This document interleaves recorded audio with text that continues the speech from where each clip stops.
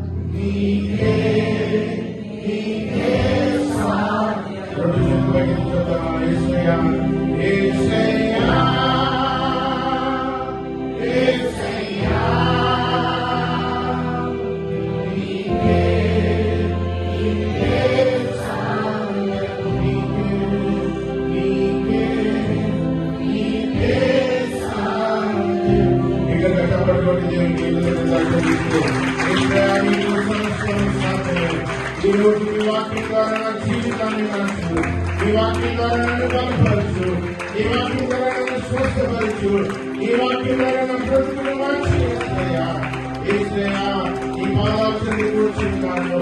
నన్ను తోసివేయకుండా నా జీవితాన్ని బాగు చేయాలి.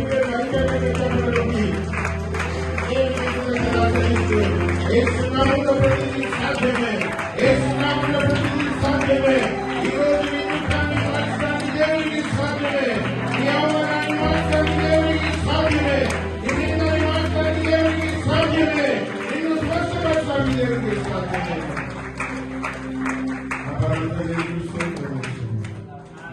బలపరచండి, వాక్యం ద్వారా మనందరితో మాట్లాడండి, బలపరచండి.